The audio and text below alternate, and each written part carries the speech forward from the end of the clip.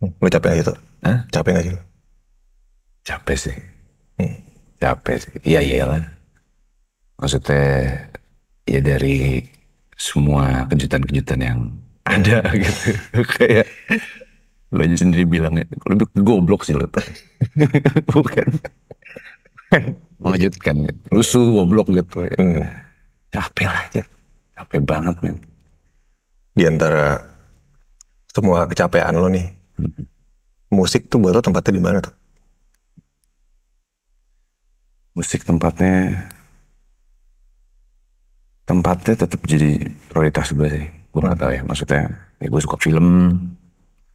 Gue suka gue benci banget sebuah apa namanya ya kerja kantoran gitu. Gue punya kantor sekarang gitu. Hmm. Dan gue benci banget ada di kantor ngurusin kantor gitu. Gue mendingan di studio gitu. Ah, apa namanya bikin lagu apa yang bisa gue lakuin Hmm. gue akan lakukan gitu. Jadi kayak musik tetap jadi pelarian gue kali ya dari semua masalah yang gue buat sendiri ini. Hmm. Pelarian atau pengabdian tuh? Pengabdian lagi, pengabdian sih. Gue selalu nggak pernah puas gitu bikin lagu. Hmm. Kayak misalnya kayak kemarin gue baru ngerilis album, gue pasti bikin lagi yang baru gitu. Hmm. Gue adalah bikin band baru gitu. Kalau bikin band baru nih, Gue bikin band apa tuh? baru, Wijaya 80 namanya. Wijaya 80. Siapa aja sih? Ada gue, ada Hesky Joe, Oke. ada Erik Sendianto. Produser-produser lo tuh ya? Produser gue Iya, iya, iya, iya. dikumpulin jadi satu gitu. Hmm. Terus Ari Daging jadi manajer katanya. Aduh, ini orang tua. Gila. What keeps you going, Tok? Maksudnya, kenapa lo masih bikin musik terus? Itu yang nggak pernah gue tahu sebenarnya. Gak. Maksudnya dari pertama gue masuk ke industri musik nggak mulus gitu. Kan ya jarang ada orang yang tahu gitu. Perjalanan gue masuk, been through a lot of things. Gue pernah di sexually molested sama mantan manajer gue sendiri gitu. Gue masuk, um, gue masuk sebuah manajemen yang gue nggak tahu ternyata gue di-groomed gitu. Oh, fuck. Asli. Dan itu terjadi gitu. Hmm. Itu terjadi gitu. Dan gue sedih banget pasti gitu. Tapi waktu itu gue ditemenin sama mantan istri gue sama Jane gitu kan. Gue kayak ngerasa sedihnya tuh nggak kerasa karena gue suka apa yang gue lakuin lagi. Hmm. Walaupun gue ditinggal sama manajemen gue yang lama gitu. Gue mau bikin musik sendiri gitu. Di studio gue. Ditemenin sama Jane pada saat itu. Ngerilis sendiri. Bikin video klip sendiri gitu. Kalau gue pikir-pikir kalau misalnya gue nggak suka musik, kayaknya gue nggak bakal ngelakuin ini. Hmm. That's why kayaknya music keeps me going. Oke. And I think that happened. Di antara semua itu ya, maksud gue apa yang lo alamin, baik buruknya gitu. Kemudian lo tiba-tiba membuat sebuah album yang buat gue pribadi sebagai pendengar musik yang awam gitu. Wijaya Kusuma tuh buat gue sampai saat ini, buat gue pribadi ya. Berkaca dengan karya-karya lo yang udah pernah lo buat. Gue pernah bilang sama lo juga, ini kan ini kayak magnum opus lo gitu. Iya, iya. Ini gila sih. Ini kayak The Wall Pink Floyd Iya, iya, iya. dan Black Album Metallica gitu. Parachutes-nya Coldplay gitu. Yes. Gue merinding lagi anjing. Eh, apa toh yang terjadi di album itu dan kenapa itu harus ada tuh album? Thank you banget. Gue tuh gak pernah. Gue tuh selalu suka sama musik Indonesia gitu. Gue gak pernah sedikit pun berpikir untuk apa namanya ragu akan lirik bahasa Indonesia. Gue selalu abai dalam penulisan lirik gitu. Gue terlalu kebule-bulean dari zaman dulu gitu. Tapi nggak ada yang banyak orang yang nggak tahu kalau gue tuh dengar musik Indonesia dari dulu bang. Dari tahun 60-an, dari tahun 50-an, dari zaman Lokananta gitu-gitu. Gue cukup digging anaknya. Dan kenapa harus ada album Wijaya Kusuma menurut gue? Karena album itu kayak kayak apa ya? Kayak mesin waktu aja gitu. Mesin waktu. Mesin waktu aja gitu. Kayak kalau gue denger album itu gitu, itu adalah album yang ngebuka apa namanya pola pikir gue tentang dunia. Yang dulu gue pikir dunia itu baik-baik aja gitu. Gue pikir dulu gitu, kayak ya udah I have a wife, I have a daughter, gue punya keluarga yang baik-baik aja gitu. Keuangan gue stabil, aman-aman aja gitu. Terus album itu yang ngebuka tiba-tiba ada masalah itu. Gue harus memilih antara red pill atau blue pill gitu. The Matrix shit gitu. Dan album itu yang akhirnya ngebuka semuanya gitu. Album itu yang akhirnya ngebawa gue ke sini sekarang. Kalau nggak ada album itu mungkin gue masih baik-baik aja hidup gue.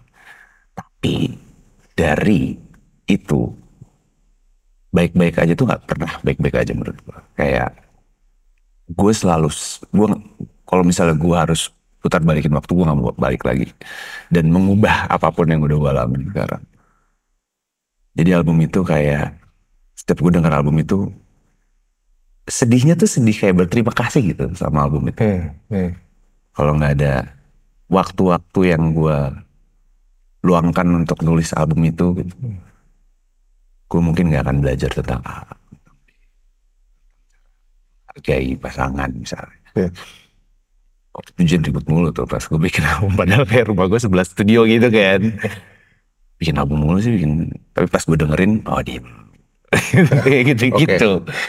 Jadi kayak album itu, dan gue bisa bekerja sama dengan orang yang bernama Narpatewangga, itu kan susah.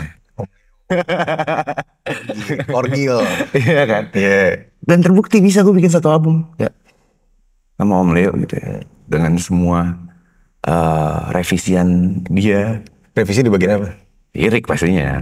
Lirik dan notasi, dan dia tuh kadang-kadang kayak dia gini kayak gitu tuh, apa namanya tuh. Oke. Dia Rick Rubin tuh. Nggak tahu komposisi secara teori, rasanya begini gue. Iya, jadi dan gue bisa ketemu sama Gusti Irwan Wibowo gitu. Gue bisa ketemu sama Mbak Penny Candarini yang mau cepat di lagu Wijaya Kusuma. Gue bisa ketemu sama orang-orang baru banyak banget sih kan, gara-gara album ini. Gitu. Tadi lo bilang album ini kan membuka semua hal baik buruknya gitu ya. Yang mana yang datang duluan toh? Hal buruknya atau albumnya? Hal buruknya dulu sih. Makanya gue kayaknya ya album itu ngebuka semuanya gitu. Oke, so album ini adalah respons terhadap apa yang lo alami, bukan ini menjadi trigger lo melakukan hal lain. Bukan, ini adalah sebuah respons dari semua hal yang gue alamin gitu. Oke. Dulu gue nyantai aja kayak gitu, maksudnya gue di studio bikin lagu. Tangkap tiba-tiba di tengah bikin album Wijaya Kusuma. Gue gak ada pikiran nulis lagu judul Daun Surgawi, gak ada gitu. Oke, itu lu ketangkep pas lagi ngerjain Wijaya Kusuma, sisa berapa lagu tuh pas lu ketangkep? Sisa 3 lagu. Anjing, udah mau kelar lagi. Udah mau kelar, sisa 3 lagu. Jadi yang setelah ketangkep tuh gue bikin Daun Surgawi. Terus gue bikin, Gusti bikin Mula itu keren banget nih. Bohemian Rhapsody itu. Gila ya? Gila sih, Gusti bikin Mula. Oke, sorry gue potong. Gusti bikin Mula itu bersama lo kan? Enggak. Sendiri men. What the fuck? Itu tuh sebenarnya Mula tuh nggak ada di track Wijaya Kusuma. Itu tuh buat overture konser doang. Anjing kan orang itu. 5 menit tuh. 5 menit ya? Iya. Overture gitu. Terus gue inget banget dikirim di WhatsApp, terus udah jadi nih kita. Gue dengar sebelahnya Jen tuh, anjing. Jen, denger deh. Gila sih, ini masuk album nih. Gue gitu. Gue nanya Gusti, Gus gak apa gak kalau misalnya masukin album? Gak apa-apa banget gitu. Mulai yang bagus, dan awal kata mulai itu dari Om Leo. Judulnya apa Om Leo ya? Mula. Siap. Gitu-gitu boleh sih. Gitu boleh sih. Oke. Nah ini lu ngerjain album Wijaya Kusuma total berapa tahun? Setahun. Udah termasuk ketangkep? Udah termasuk ketangkep kan gue kayak 3 bulan. 3 bulan ya? 3 bulan. Oke. Jadi dalam time frame itu setahun tuh ya? Setahun cuy. Anjing, berarti sebenarnya lu ngerjain tuh practically 9 bulan. 9 bulan iya. Fuck. 9 bulan. Lu bikin tuh si fucking Wijaya Kusuma tuh. Anjing, gitu gila. Kesan pertama sih gue juga suka banget kesan pertama. Gue sama Gusti tuh waktu itu. Nah, ini juga menarik nih. Kenapa tiba-tiba ada Gusti Irwan Wibowo sebagai produser mayoritas dari lagunya, albumnya? Karena gue percaya sama orang itu. Awalnya gimana? Kenapa lu bisa percaya? Gue waktu itu berkunjung ke salah satu media gitu. Lagi promo album lah, promo lagu waktu itu. Terus Gusti tuh kerja di salah satu media itulah. Terus tiba-tiba Gusti yang ngejamming gitu kan, emang bikin cover gitu. Dia awalnya main ukulele gitu, dan ukulele fasih banget gitu. Iya. Keren banget Jack. Terus tiba-tiba dia main recorder di tengah solo. Anjir, ini anak berbakat banget gitu. Dan dia bilang, Kak, aku tuh punya lagu sebenarnya. Aku udah bikin EP, namanya Platonis gitu-gitu. Terus coba dengerin, ada satu lagu judulnya Desember, tepat 1 tahun yang lalu kita bertemu. Anjing, ini produksinya bagus banget nih lu semua. Iya Kak. Bilang, terus lagunya masih di sini. Kalau bantu aja gue bikin album gitu. Gue lagi pengen bikin album Indonesia nih. Dan kebetulan dia kan anak almarhum Timur Priyono ya, yang sangat Indonesia banget. Gusti tuh banyak banget banking lagu-lagu Melayu, banyak banget lagu-lagu dangdut yang gila, out of this world, man. Ini anak sih gila. Dan gue percaya sama anak itu. Gitu. Through ups and downs-nya, kita pernah berantem lah segala macam, ada tuh. Harus sih menurut gue. Iya. Berantem harus ada sih. Ada banget tuh. Tapi pada akhirnya kayak gak bisa nih gue ngelakuin ini tanpa Gusti tuh gak bisa. Akhirnya gue baru sadar kalau dia one call away gitu. Pas gue ketangkep, gue gak ngomong. Setelah gue ketangkep, gue telepon Gusti, Gus apa kabar? Nangis dia. Yes. Apa kabar sih toh? Gini-gini gue tuh kangen banget sama lo. Tapi kita kayak udah lagi cold gitu kan. Berantemnya parah banget gue waktu itu. Apa yang menyebabkan lo berantem? Banyak hal lah, tidak kesalahpahaman. Terus mungkin gue juga waktu itu lagi error juga kali ya gitu. Banyak ngalamin hal-hal yang harusnya nggak gue alamin gitu. Iya. Gitu. Terus ya gitu, ternyata gue telepon Gusti, which is one call away. Gus, gue pengen nyanyi sama lo di album ini. Dan lu mau nggak lanjutin album ini sama gue? Anjing, setelah lo keluar tuh. Setelah gue keluar, akhirnya terjadilah Wijaya Kusuma. Kalau Om Leo itu dari awal? Mulai dari awal. Oke. Dari awal. Apa tuh? Gue juga penasaran doang, maksudnya ya kita tahu semua Om Leo gitu ya. Maksud gue kenapa kemudian ada Om Leo di album ini? Awal mula ceritanya lah. Gitu. Sebenarnya pertama kali yang mencetuskan Wijaya Kusuma tuh gue dan Justus, temannya Om Leo, sahabatnya Om Leo. Nah, Ruru juga Justus. Nah, Bang Justus, gue waktu itu lagi sama Bang Justus di studio gitu. Terus gue baru pulang dari Bali habis cari inspirasi, nggak dapet apapun di Bali, gue nggak dapet. Tapi pas gue balik di Jakarta dan piano, dapet Wijaya Kusuma. Bersemi mekarlah beri kami ganja lagi.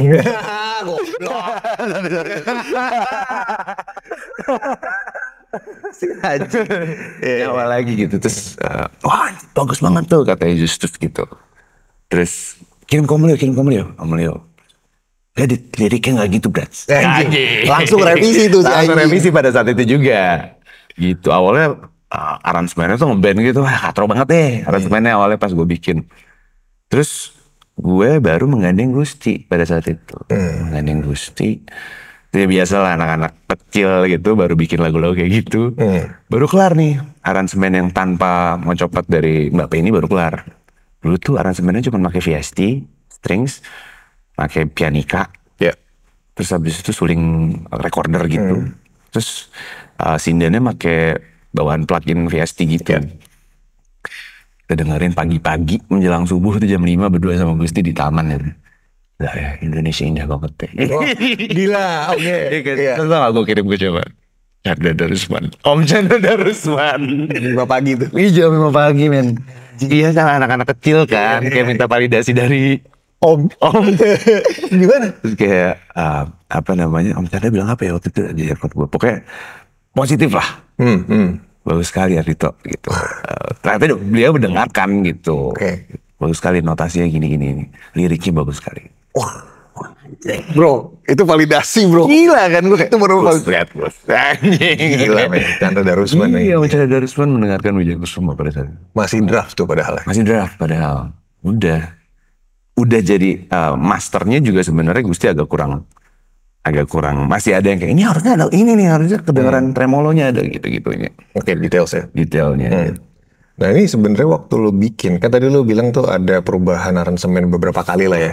Which itu juga sebenarnya hal yang wajar gitu. Betul. Referensi lo pertama? Melati Suci. Tika Wisono. Ya udah ya. Iya kan? Iya, oke.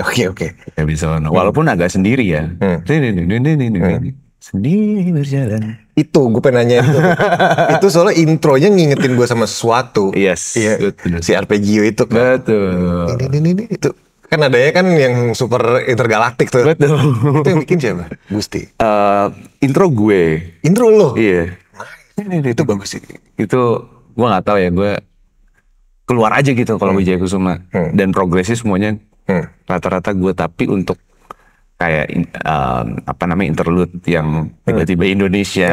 Wah, gitu, itu Gusti. Oke, nah gue tertarik banget sama bagian interlude itu. Kan tadinya maksud gue lagunya punya certain body ya. Betul. Maksud gue, terus tiba-tiba dia berganti wujud tuh. Nah itu proses berganti wujud secara teknis gue pengen nanyain adalah apa yang lo lakuin di situ in terms of instrumentasi. Apa-apa aja sih yang ada di situ? Karena banyak banget. Banyak banget ya. Waktu draft pertama kita cuman kasih gendang, deng, tak, deng gitu. Terus habis itu kita kasih pianika gitu. Tapi pas Mbak Penny Chandrawinata ikut berkolaborasi di lagu ini, membuat lagu ini punya nyawa baru gitu. Yang awalnya Mbak Penny kirim memang panjang gitu, tapi gue, Mbak Penny sorry banget boleh nggak aku kayaknya nggak mungkin kalau misalnya aku masukin semuanya. Jadi ada beberapa part yang aku masukin, ada beberapa part yang aku nggak masukin. Jadi kata Mbak Penny, ya nggak apa-apa banget kok Dito gitu. Dan Om Leo juga nggak apa-apa gitu. Pada saat itu gue dan Gusti nyari notasi yang gitu-gitu. Terus habis itu ada notasi yang unik banget tuh, yang gue nggak bisa lupa tuh. Gue taruh di situ sama Gusti. Oh di sini bagus, di sini bagus. Dan lirik Mau Copot dari Mbak Penny juga luar biasa. Artinya apa tuh? Aduh gue lupa ya artinya. Pokoknya ada di situ katanya sebuah matria. Wah, gue lupa lagi. Cuman itu doa gitu. Mau Copot itu, gue pikir kan ya sinden. Gue awalnya juga kayak ini dimasukin sinden Om Leo, gitu. Om Leo bilang enggak, jangan sinden. Karena lagu ini sakral dan lagu ini adalah doa untuk warga Indonesia, untuk Indonesia, untuk karya seni Indonesia. Kita harus taruh Mau Copot sampai Dito. Apa bedanya Om Leo gitu? Mau Copot itu adalah doa, lebih sakral dibandingin sinden. Sinden itu bernyanyi, berdendang. Dari situlah gue baru banyak belajar tentang Indonesia. Itu kan ada orkestra juga tuh segala macam. Itu asli? Asli semua. Berapa piece? 54 atau 53 ya misalnya. 53 piece orkestra. Siapa yang komposer siapa tuh? Gusti Irwan Wibowo. Gila tuh orang. Pak, gue baru sekali ngeliat obo. Orang niup obo tuh gue baru sekali. Oh gini tuh niup obo gitu. Soalnya itu kan 53 register yang mungkin berbeda ya. Banget men. Di komposer itu. Iya, dia nulis men. Maksudnya dia selalu laporan gitu. Gue udah kelar ini nih, gue udah bagian ini nih. Flute-nya udah kelar ya. Gitu dia keren. Gila. Itu berarti 53 piece orkestra itu lo rekam di waktu itu di Fiksianipar dengan alat seadanya. Kita mikrofon kondenser itu minjem sama teman-teman gitu. Kebetulan teman gue ada yang punya QA electronics itu. Ya pinjam mikrofonnya gitu.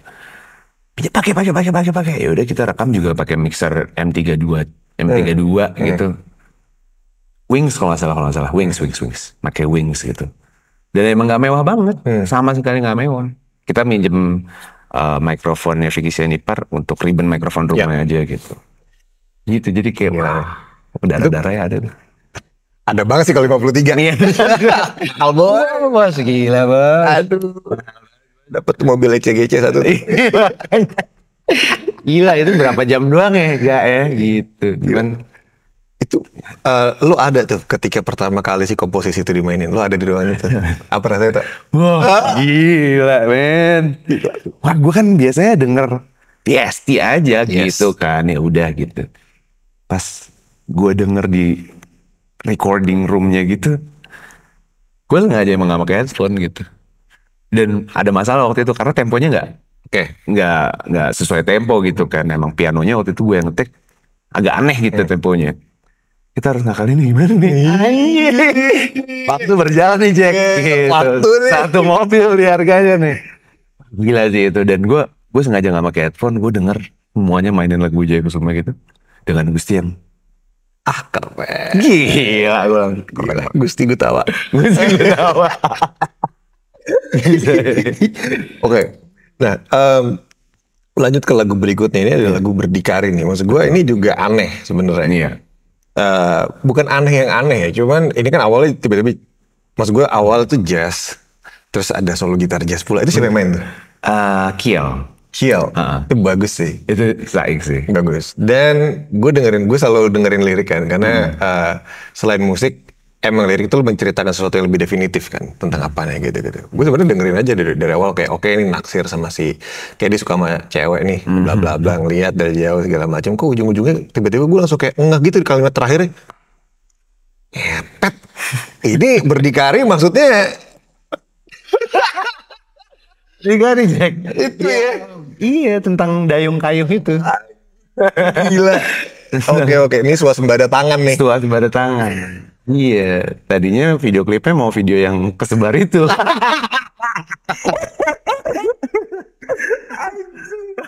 Oke, nah ini kan yang nulisnya Narpati Awangga alias Betul. Om Leo nih. Betul.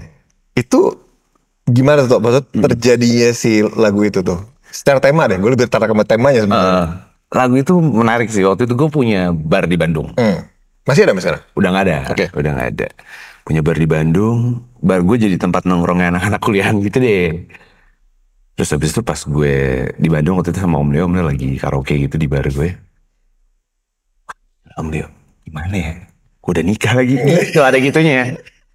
Bisa nggak bisa? Nggak bisa. Kita pulang aja Jakarta. Udah pulang. Terus habis itu pas di Jakarta di studio, bilang kenapa ya Om Leo, gue tuh setiap kali liat perempuan tuh gue bawaannya tuh kayak hasrat gue tuh, wah anjir gue menggabung banget. Gue abisan gue udah nikah, gue udah gitu-gitu segala macam. Terus Om Leo bilang gini, kita bikin lagu deh. Terus udahlah dia menyendiri gitu di vocal booth gitu dia bikin. Udah jadi nih. Terus sembari gue bikin musik ya kan. Gue ngetek drum, udah kelar, gue ngetek piano, ngetek bass, udah kelar segala macam, bikin demonya dulu at least. Entah mengapa semua ini gitu. Oh jadinya ini Om Leo. Jadinya lu tuh nggak bakalan macam-macam juga. Lu bakalan berdikari saja. Anjing. Nah itu lagu terjadi sebelum atau setelah insiden itu tuh, insiden video? Sebelum. Ya si Aisyah. Belum terjadi. Terus pas terjadi gimana tuh? Iya. Respon lu? Gue pas video itu terjadi ya. Orang pertama yang gue telepon itu Hanum. Aziza Hanum. Aziza Hanum. Gue lagi di Ambon. Gue lagi kerja sama sebuah lembaga. Oke. Gitu lah ya. Oke. Wah. Kejutan banget tuh. Gue telepon Hanum gimana ya Num ya. Kayak besok gue viral nih. Iya. Hanum bilang, Dito pokoknya udah Desi Ratnasari style. No comment. Oke. Iya pula lu gitu sih, lu bikin lagu tentang coli sih. Lu harus dia kan marah sama gue anjing. Waduh gila sih itu sih. Part of this world itu lagi. Oke. Dan kejadian itu sih. Itu aneh. Ini sih sama si Gusti juga bikinnya. Sama Gusti. Nah Gusti tuh kan awalnya nggak ada orkestrasi buat strings ya. Dari lirik, Gusti gue sukanya gitu. Jadi dari lirik sama notasi sama chord, dia selalu nyambungin tuh kayak kalau lo perhatiin di lagu Berdikari, stringsnya tuh ngikutin lirik gue. Uh, jadi ada bagian yang terakhir tuh ada tremolo gitu. Iya itu ejakulasi. Gila loh. Iya. Ejakulasinya itu oh gitu, iya gitu. Kemarin tuh Rico Moka dia ngomong sesuatu istilahnya tentang hal ini. Jadi kayak tentang koneksi antara bagaimana chord voicing dengan si apa namanya itu si makna dari liriknya. Gue cuman lupa bahasanya apa ya dari kemarin tuh. Popro adalah gitu. Tapi itu berarti ada istilahnya. Salah satu ini gue ulang lagi jadi. Ini salah satu hal itu yang terjadi adalah yang terbaik yang pernah gue dengar. Salah satunya adalah si ini Hallelujah yang dipopulerkan sama Jeff Buckley. Dia bilang tuh kayak when it goes like this, the fourth, the fifth, the minor fall, and the major lift, itu benar-benar chordnya sama. It goes like the fourth, 5, major fall, minor fall, and then major lift. Jadi itu bener sama tuh chordnya itu. Haleluya. Makanya pas itu gue inget tuh, kayak, gila tuh. Tapi gue juga waktu itu kita sempat ngebahas soal apa namanya, your song is your biggest enemy. Oke, lanjut gimana tuh? Iya gak sih? Lo sempat bilang kayak gitu. Kita kemarin sempat ketemu kan? Iya. Gue mikir iya juga ya. Karena gue take lagu Wijaya Kusuma itu berkali-kali gak pas gitu bawaannya. Awalnya kayak terlalu gaung lah suara gue terlalu gak gitu. Kayak gue dikasih sama lagu gue tuh gak gitu lo bawainnya gitu. Gue lupa gimana. Ini, jadi gue ngelihat sebuah video dari singer-songwriter namanya Saint Vincent, si Annie Clark. Dia salah satu singer-songwriter favorit gue sih, aneh musiknya gila. Tapi orangnya emang sarap gitu tuh cewek. Dia bilang waktu dia ngetik vokal salah satu lagunya, and then she walk to the mic gitu, and then kayak dengan pedenya kayak oke, gue bakal nyanyi kayak gini. But then dia feel shitty, and then dia kayak merasa bahwa lagunya bilang gini, oh menurut lo suara lo bagus ya?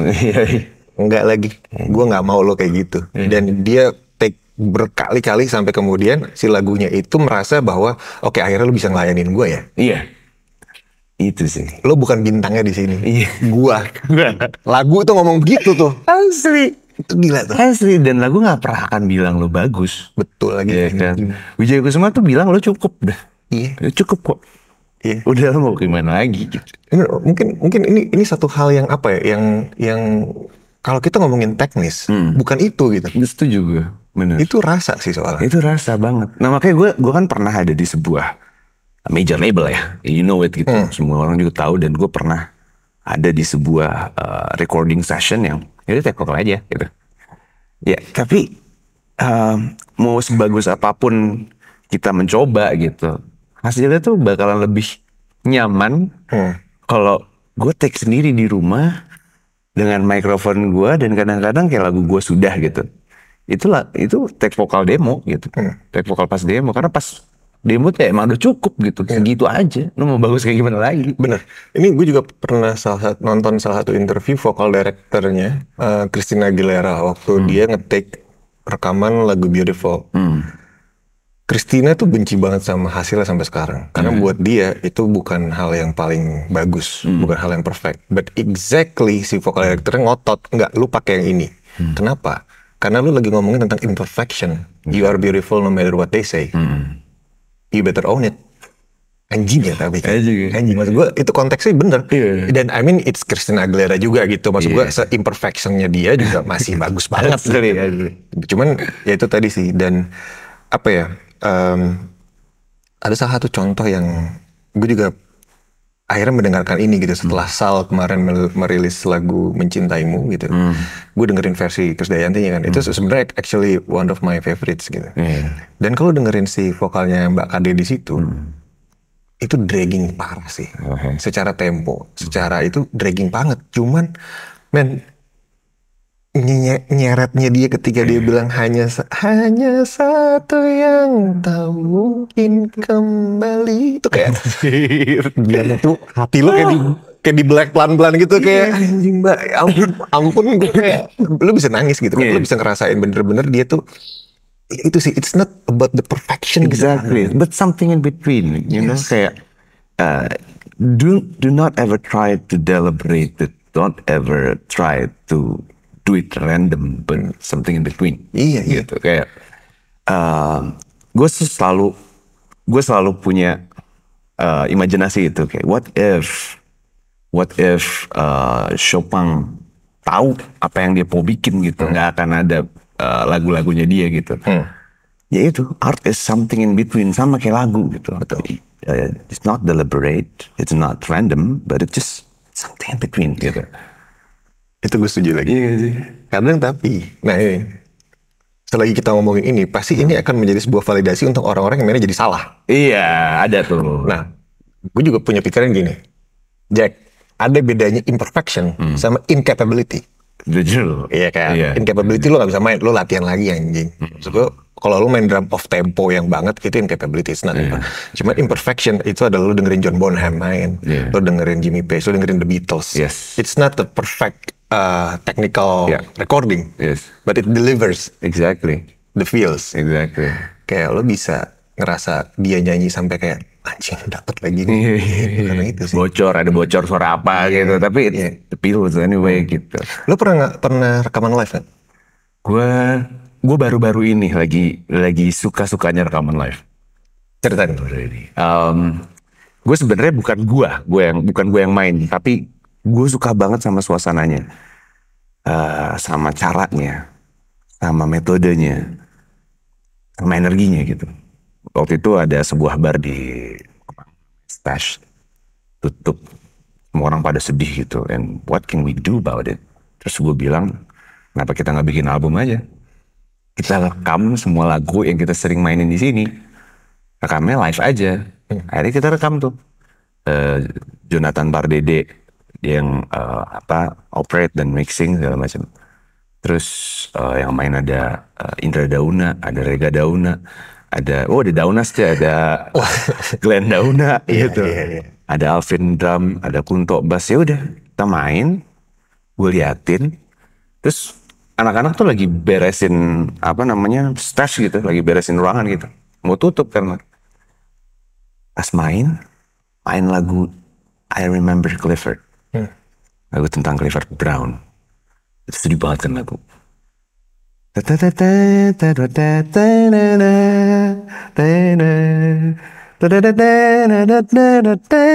Gila, gue ngeliatin Dauna main trompet 11-12 Chet Baker lah gitu. Gila. Buset, pas gue denger gue nangis mulu. Oh iya? Parah gak? Dan gue bilang sama Jojo, next album gue live aja ya gitu. Gue pengen nulis lagunya, mungkin dibikin demonya dulu gitu, tapi gue akan tulis notasinya segala macam. Lu bantuin gue untuk next album, gue pengen rekaman live. Nice. Itu yang teman-teman tadi rekaman di Stash, itu lo rekam akan lo rilis atau enggak? Kayaknya akan kita rilis, cuman gue lagi cari cara untuk licensing. Oke. Itu ditunggu sih, karena menurut gue mungkin jarang ya ada yang bikin memorabilia audio terhadap tempat yang tutup. Terakhir tuh ya Blue Note ya, Jepang. Dan dulu Blue Note kan ada labelnya kan. Ya. Di Jakarta kayaknya ya nggak ada, Tanamur kali. Anjing. Lu tau Tanamur deh. Anjing. Oke. Nah, ini gue pengen ngobrol juga soal si Daun Surgawi nih. Ini lagu gue nggak tahu. Ini lu bikin sebelum atau setelah? Setelah. Jadi nggak dapet kan? Kenapa sih nggak kasih kesempatan gue nulis satu lagu dulu sebelum gue ketangkep gitu? Gue pengen nulis lagu tentang Cimeng anjing, tentang duluan. Terus gue bikinnya gak pakai Cimeng, jadi gak dapet kan? Iya. Tapi itu gue ngerasa kayak, nih correct me if I'm wrong ya, maksudnya gue juga bukan yang tipe yang ngulik banget, cuman ini gue ngerasa kayak ada nafas ya Chandra Darusman. Iya banget sih. Where do you start? Di Daun Surgawi. Daun Surgawi itu sebenarnya gue dari Airplay lagi.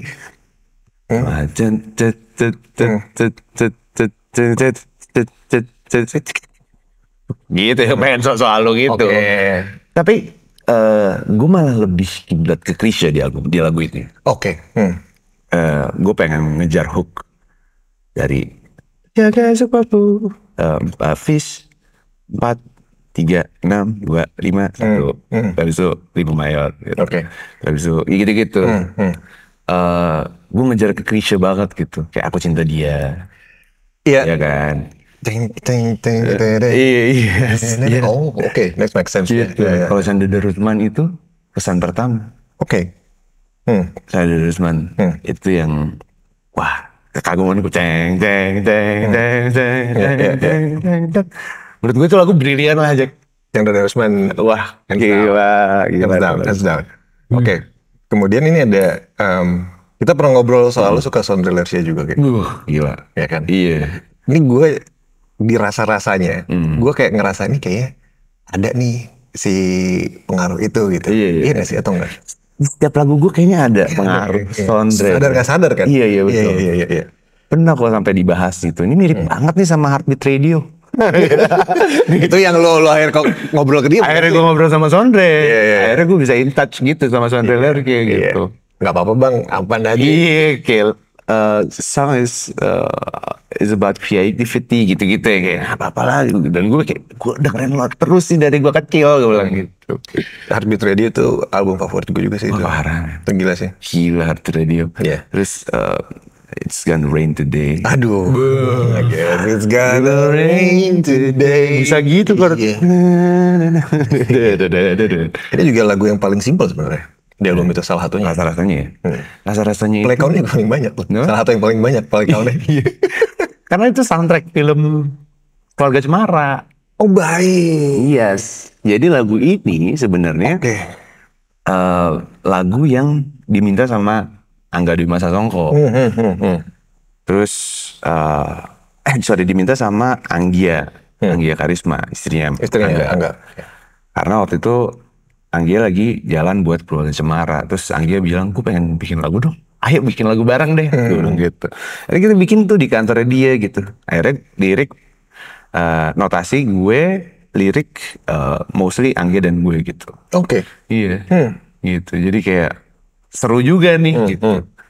Nah, itu berarti emang lagu yang dibuat atas inisiatif karena mau bikin film si Keluarga Cemara itu. Oh nice. Tapi emang gak ada korelasi sama Filmnya. Oke.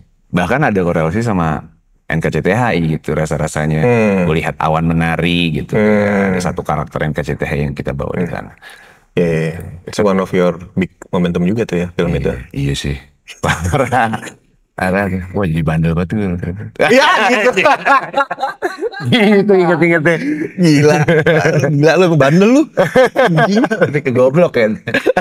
Iya sih. Lebih ke goblok Iya. ya. Terus, oke, ini kemudian gue pengen ngobrol soal 2 jam. Yes. Itu maksud gue apa ya? Gue rasa progresinya tuh dapet gitu. Kayak sesuatu yang emang lu menuju ke satu tempat Indonesia di tahun 80-an dan vibe itu dari tarikan vokal, dari hit note per note-nya, ritmenya. Itu gue ngerasa kayak sesuatu yang kayak anjing ini dia nyampe lagi si bangsat. Kayak Susah tuh. susah. Anjrit, gue kebayangnya Rizky Febian sih nyanyi.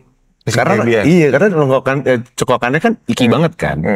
Dan waktu itu si Om Leo juga ini Iki yang nyanyi keren gitu. Karena lagu ini yang bikin sebenarnya Teja.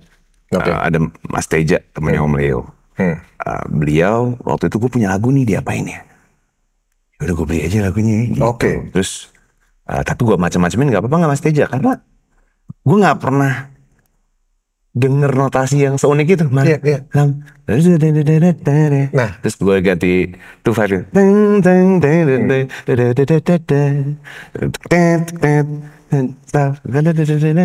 Menurut gue unik aja gitu. Iya. Penggalan katanya. Dan gue ini makanya gue bilang kenapa lo nyampe di sini karena treatment bossa nova itu garisnya kalau buat gue pribadi tipis banget antara bagus dan cringe. Iya.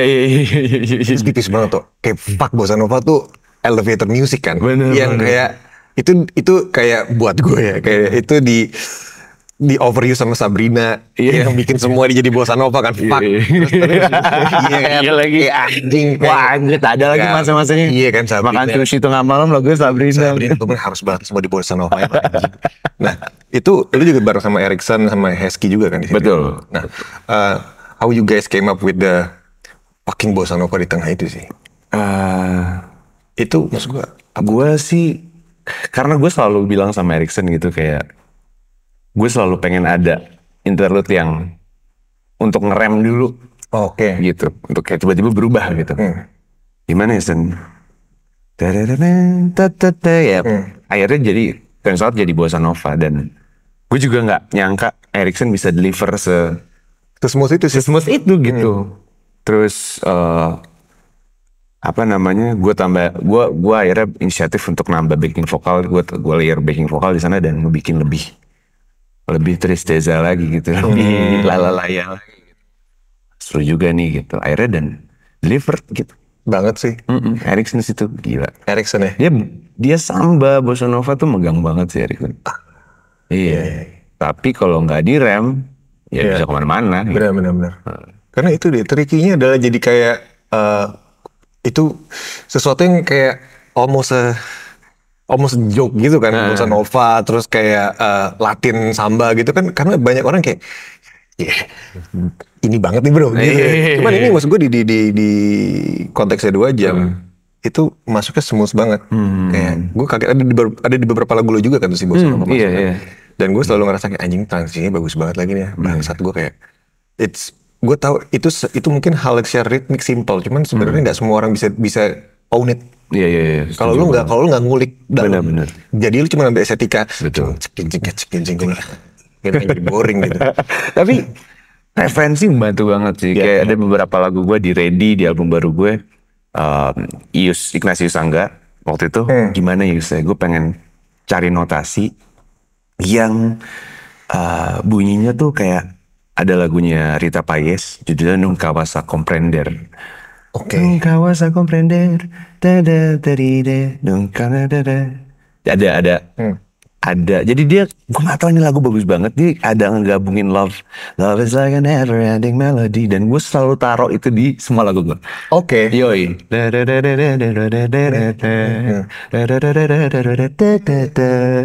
Itu gue selalu taruh di semua lagu gue. Kalau ada yang ya. Oke. Ini trivia nih. Iya, jadi semua ada tuh pas itu. Ada kayak gitu. Ada gitu. Oke. Easter egg nih, menarik. Easter egg. Menarik.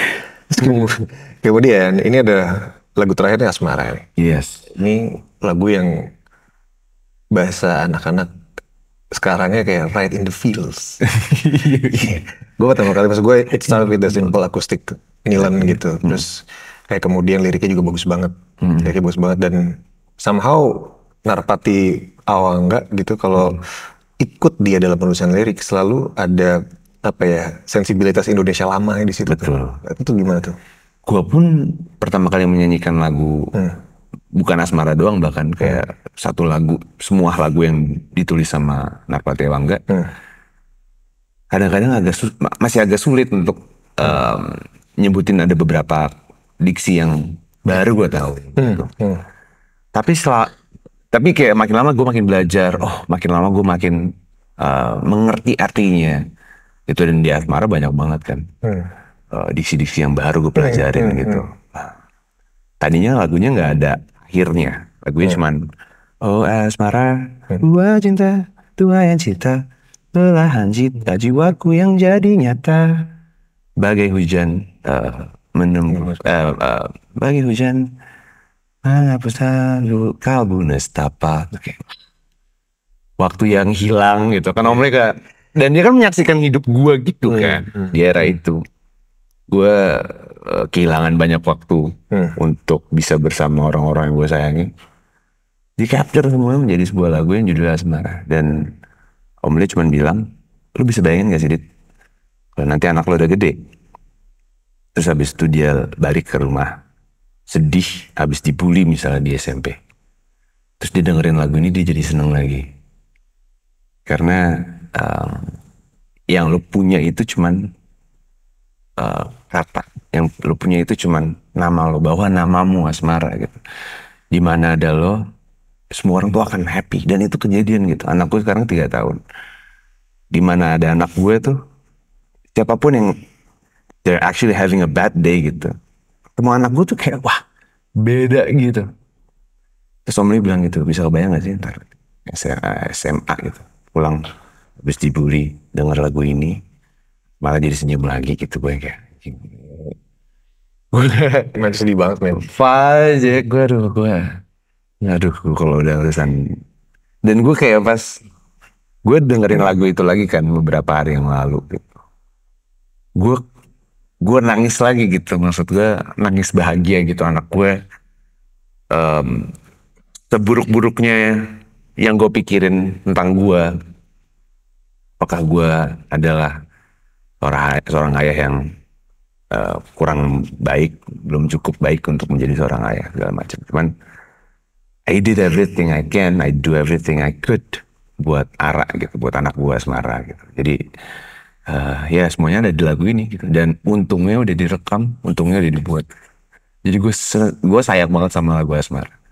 Untungnya sudah terjadi, untungnya udah gue rilis gitu. Yang sedih lah. Maksudnya menulis lagu tentang anak dan tentang pesan yang kita bakal tinggalin ke mereka once kita udah nggak ada. Gitu. Iya. It's a hit in the different lah kalau. Iya sih. Iya sih. Iya gue juga. Setelah gue bikin lagu itu ya, gue inget banget tuh. Gue balik kasur ada Jane, ada Ra gitu. Gue dengerin lagu itu sama Ra lagi tidur gitu. Sampai ketiduran, maksud gue. Yes. Dan setiap kali dia dengar lagu itu tuh pasti kayak ya udah diem aja gitu dengerin gitu. Ya masih umur 3 tahun juga gitu. Cuman maksud gue lagu ini ada suatu hal yang tulus aja sih di lagu Asmara. That's why itu track terakhir kan. Iya. Gitu. Sebelumnya lo pernah ngelakuin ini nggak? Bikin lagu tentang anak lo atau apa? Enggak lagi. So this is the first. This is the first time gue bikin lagu buat Ara. Asli. Untuk Jane sering banget. Cuman untuk Ara. Dan waktu itu Ara masih umur berapa bulan ya? Aduh. Itu masih kayak, wah gila. Mungkin dulu gak kerasa. Gak. Pas gue selesai bikin lagu, gue bikin lagu nih bapak lo buat lo. Karena gue sekarang udah 3 tahun, udah bisa jalan, udah bisa ngomong. Udah bisa manggil lo bapak gitu. Dengerin lagu itu. Wah anjing. Gila sih. Itu gila sih. Wah. Terus rasanya sih ada rasa bersalahnya. Oh men. Ada rasa, wah segala macam nyampur. Segala macam nyampur. Gue punya temen. Ya temen deket gue juga ya. Dia cuma bisa bilang gini. Setiap kali gue ketemu anak gue sampai hari ini, gue selalu minta maaf sama dia. Setiap kali gue ketemu. Maksudnya dia sekarang udah gak bareng lagi sama anaknya kan. Dia selalu bilang gini, maafin babe bang, maafin babe bang. Babe kenapa sih minta maaf dulu? Gak apa-apa. Gue juga selalu bilang gini, gue juga gak tahu kenapa gue minta maaf mulu gak. Cuman itu yang gue rasain. Anjing kan gue kayak. Emang gak pernah cukup sih rasanya. Iya kan? Jadi bapak tuh gak pernah harus cukup baik. Gak pernah rasa cukup baik. Gue lemah banget sih sama video. Misalnya TV di Thailand tentang bapak sama anak gitu, gue lemah banget. Wah gila, gue kemarin lagi niat gue pengen kayak udahlah, iya kan gue pengen liburan gitu niat gue. Terus habis itu gue ngeliat Instagram gitu, ngeliat ada My daddy is my hero. My daddy is so strong. My daddy is super rich. My daddy is a liar. He lie about his own happiness. He lie about his having money. He lie about having a job. Gue kayak, but I love my daddy even though he lies. Anjir gue kayak, waduh gila. Banjir gue cek asli. Gak jadi ngapa-ngapain niatnya. Niatnya mau seneng-seneng. Lihat video tidur kali ya. Nelfon anak gue. Gue pernah lagi waktu itu zaman lagi tur banyak tuh. Di hotel kan udah capek gitu. Terus pas gue anak gue masih kecil. Terus kesalahan pertama gue adalah kan digging ke YouTube dulu kan, iseng-iseng tiba-tiba muncul tuh video Soldier Homecoming. Gak tau banget video-video itu sih udah nggak usah, nggak usah sih. Yang bapaknya dari Afghanistan apa dari perang dari mana tuh surprise gitu, anaknya di sekolah, anaknya ada yang ABG, ada yang kecil. Habis itu habis. Thor ini. Baik lagi ke Wijaya Kusuma nih. Maksud gue so many things happen. Maksud gue kayak ya all the ups and downs gitu. Terus kemudian ini jadi salah satu album yang penting banget buat lo. Hidup gue sih penting banget album ini. Iya kan. Maksud gue terus kemudian selalu menjadi sebuah sophomore syndrome lah untuk lo ketika ini bukan tentang perception orang-orang ya, tapi buat lo sendiri, lo bikin album yang segini bagusnya buat lo dan segini berartinya gitu. Terus what drives you untuk bikin road trip? Album road trip. Secinta-cintanya gue sama album yang baru nih road trip, gak bisa ngelain cinta gue sama Wijaya Kusuma. Gue berantem sama Om Leo gara-gara gue nulis bahasa Inggris lagi. Gue memutuskan waktu itu kita lagi meeting di Bali gitu sama Om Leo. Gue memutuskan album ini gue akan tulis dengan bahasa Inggris. Tuh, lu udah set Wijaya Kusuma di sini, lu mau di sini lagi ngapain? Om Leo bilang gitu. Itu dia Om Leo, gue nggak tahu caranya gimana bisa di sini Wijaya Kusuma gitu. Upscale Wijaya Kusuma udah nggak bisa. Album itu udah di situ Om Leo. Album itu udah gak bisa diganti lagi. Jadi biarkan gue bikin hal-hal receh lagi aja. Why? Gimana ya, gue dari lagu road trip gue ada yang suka beberapa lagu. Tapi kenapanya, karena I think it would make my listeners happy. Tapi ternyata nggak juga. If you think you know, you actually have zero idea about it. So, exactly. Yeah. If you think that, I think my listener would like this song, habis lo. Habis lo hancur, lo kecewa sama hasilnya, lo kecewa sama result yang stream segala macam, lo kecewa pasti. Itu yang terjadi sama beberapa lagu di road trip. I think I know what I'm doing. Wah, ego kan, udah sombong di situ. That's why I really hate a song di road trip. Itu yang judulnya Dancing in September. I hate that song. Why? Because I think I know what I'm doing. Because I think I can overcome this song. I think I can overcome my listeners. I think I can overcome this song. And to admit it, itu susah loh, Tok. Dan untuk lo bisa ngomong itu sekarang, nggak semua orang bisa. So, why? Jadi itu rasa yang hadir sebelum atau sesudah ya? The hatred feel, it's after the song's been released. Yeah, I invested a lot of money on that song. I invested a lot of money on the music video gitu. Tapi the more I see it, pengen muntah gak rasanya. Sampai gue gak mau bawain lagu itu di live. Because I fucking hate that song. Tapi kayak Iyas, tiba-tiba Iyas. Gue suka banget lagu itu. Gitu. Iyas gak usah dimasukin ke dalam ekivalen sih kayaknya.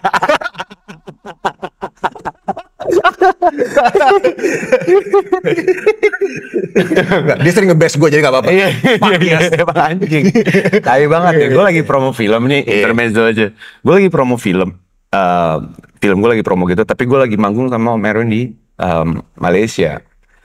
Dia ngomong dong di depan semua wartawan, Ardhito Pramono gak bisa hadir bukan karena dia manggung ya, dia lagi di RSKO lagi. Anjing loh. Ya sekarang emang anjing. Emang anjing, itu berdua sama Adit. Itu hampir bikin gua kehilangan pekerjaan. Karena si goblok itu dua orang ya dengan casualnya bilang, tiba-tiba nelfon gue pagi nih. Woi gak, gini. Gimana lu katanya COVID lagi? Gue bilang, anjing gue mau manggung kok. Gue yang kan on air nih kan. Enggak, aman. Gue bilang, pas tutup telepon gue omelin tuh si anjing Adit insomnia sama anjing gue mau kerja nih bangsa. Soalnya kalau gue dibilang gue COVID, gue gak dapet kerjaan itu gak boleh. Emang suka gila itu anak gue. Emang di PHK kan. Di PHK. Untung bukan pas gue pas siaran ya. Dia kan ngambil job gue. Oh iya. Iya kan gue ketangkep terus dia masuk. Tadi gue siaran pagi sama Adit tuh. Dia ngambil job gue sampai di PHK kan. Oke, baik lagi nih. Iya. So the guilt and the resentment itu after the release. After the release, pas bikin kayak I think I know what I'm doing. I love this progression. Terus kayak I love this song. Gila, sombong banget kan.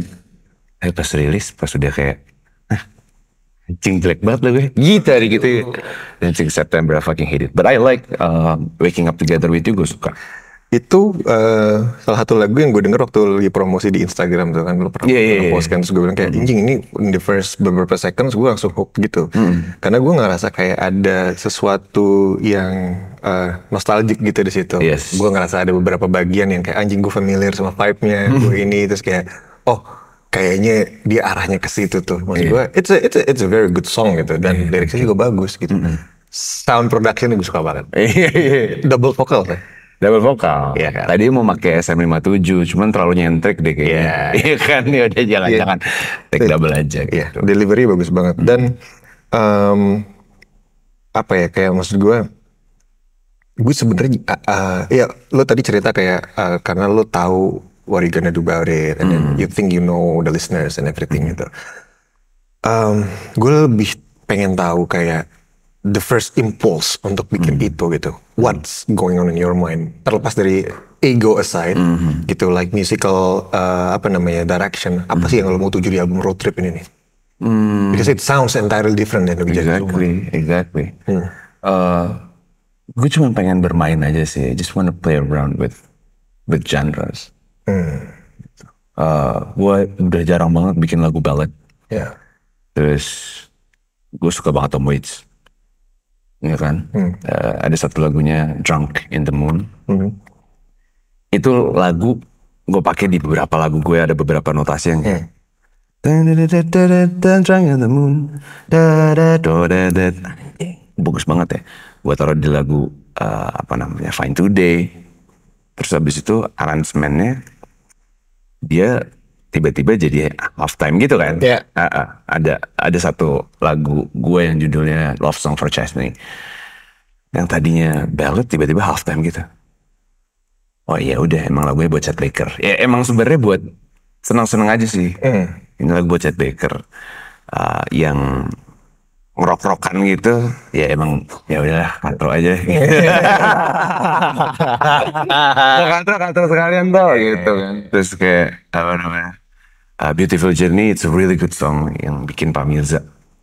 Gue suka banget emang dari demonya gue, liriknya bagus banget lagi. Terus gue sama Nikita waktu itu bikin akhirnya berdua gitu. Nikita Dompas.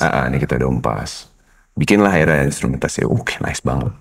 Tapi throughout all of those songs yang ada di Road Trip 11 lagu, gue cuma suka Waking Up Together With You, Reminiscence, terus sama udah. Sama Ready, I like Ready. Lu suka Ready?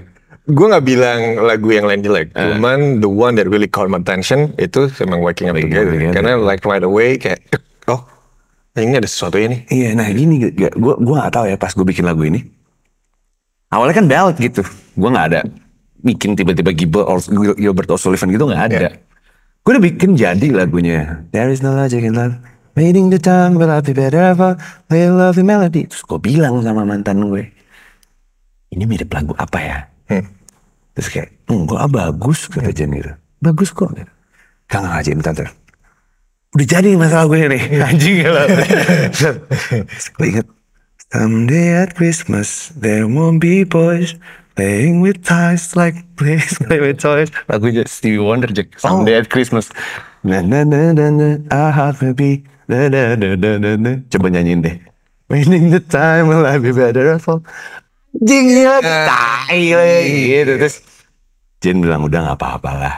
Gitu. Maksudnya secara notasi kan lu juga gak sama-sama banget. Bahkan banyak yang bilang mirip-miripnya Gilbert O'Sullivan yang Alone again naturally. Will a little while from now and not feeling any less sour. I promise myself to treat myself to tender. Menurut gue gak apa-apa gitu. Jadi gue kayak ada clueless-nya gitu. Itu yang gue suka tuh. Gue gak sombong sama lagunya. Lu menyerahkan diri semuanya. Menyerahkan diri kayak sorry nih. Tapi gue suka sama lagu lo gitu. Dan ini lu bilang tadi kan lu ngabisin uang banyak di album Road Trip. Lebih banyak dari Wijaya Kusuma. Gak usah Wijaya Kusuma banyak banget. Tapi gue gak tahu ya. Wijaya Kusuma tuh karena kita ngelakuin semuanya tuh bareng-bareng gitu. Anak-anak band gitu, Ius, Ignatius Angga, Ius Darmawan semuanya, Aryo segala macam main. Terus habis itu yang kayak kita orkestra bareng-bareng, susah seneng bareng-bareng sama Gusti. Banyak yang Wijaya Kusuma jauh sih gitu. Dan sampai sekarang juga belum return gitu. Cuman kayak udah lah ya. Mau diapain ya? Gitu. Cuman kalau road trip sih karena emang gue pengen bikin proper, oke. Produksinya ini ya, gini ya. Gue sama Aldi Nada. Aldi ada sebuah produser ya? Iya, produsernya. Gini ya Kang, gue pengen gini. Ya emang jadi proper banget sih. Iya.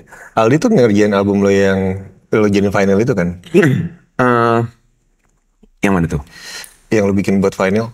Eh, Yang lo cetak sendiri, lo cerita sama gue. belum. Gue belum bikin final. Yang lo rekaman sama label yang lama, lo Belum sendiri? belum jadi final itu. Oh, oke, Belum, masih ya ribet lah. oke. Tapi Aldi Di situ di situ dia. Oke. Aldi tuh produce lagu banyak banget. Album gue yang anak-anak, lagu gue yang sama Aureli, I Just Couldn't Save It Tonight tuh Aldi. Terus apa namanya? Banyak banget deh. Banyak banget Aldi. Oke. Gue tuh ngelihat lo kayak punya apa ya, dari semua lagu yang ada yang gue dengerin gitu, nggak semuanya sih, cuman especially di Wijaya Kusuma.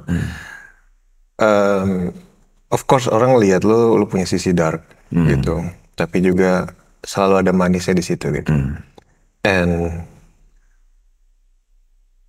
apa yang lo pengen crack lagi dari semua yang lo rasain untuk the next after road trip?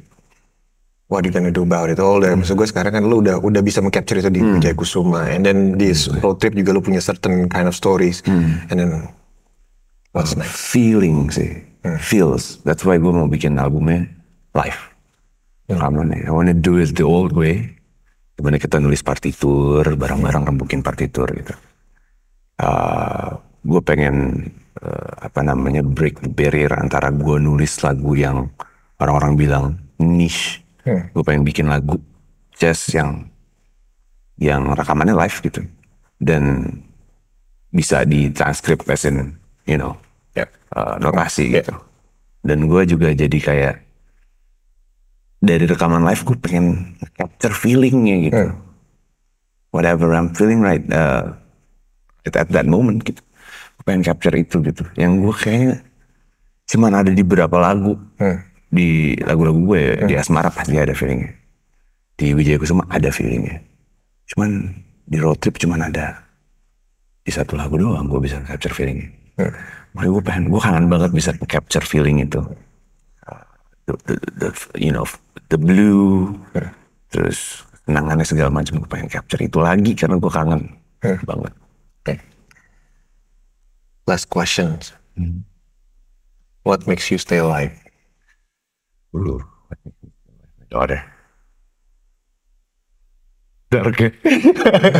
That's the most, yeah. Yeah, my daughter. I think kalau nggak ada anak gue be like di Amsterdam and OD, man. Don't know. Tapi what makes me still alive, it's her. Every time I see her, itu ngebuat gue, okay, Dito, you've been sober for 3 years now. Don't ever touch those things again. Dito, setiap gue melakukan suatu hal pasti ada anak gue di situ. Itu yang buat gue, okay, I have to keep on living, keep on working, to be a liar. Terima kasih TVC Island. Gue maksudnya, iya kita sama-sama seorang ayah dan ngomongin ini tuh nggak pernah gampang deh. Shaking terus. Ada aja. Head to toe. Nah, di setiap, ini bukan uang.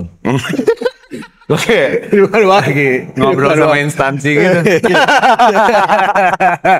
Jadi ini adalah satu pertanyaan dari tamu gue yang sebelumnya, dan dia nggak tahu siapa orangnya. Maksud gue orang ini nggak tahu tamu gue sekarang siapa. So it's a totally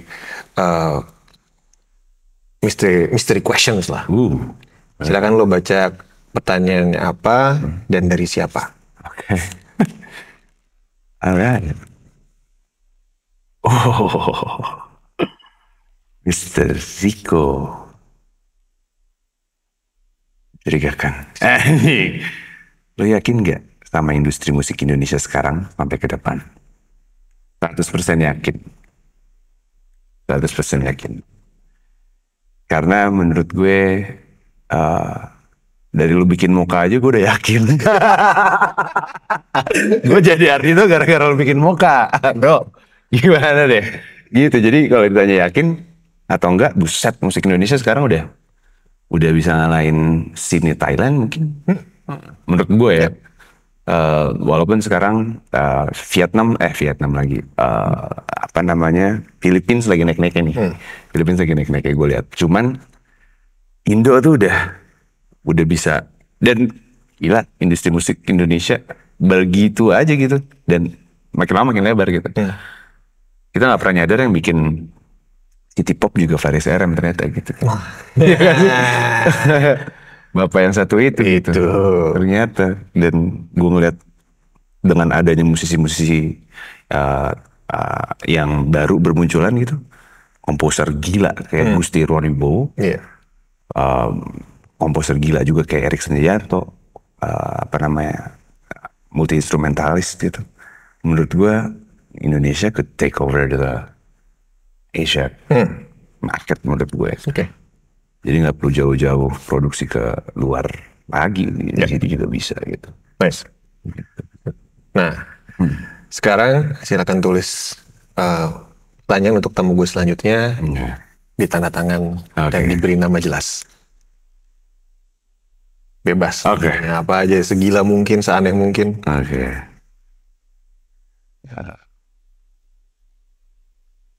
Tapi belum ada yang ngelahin pertanyaannya Wafa ya.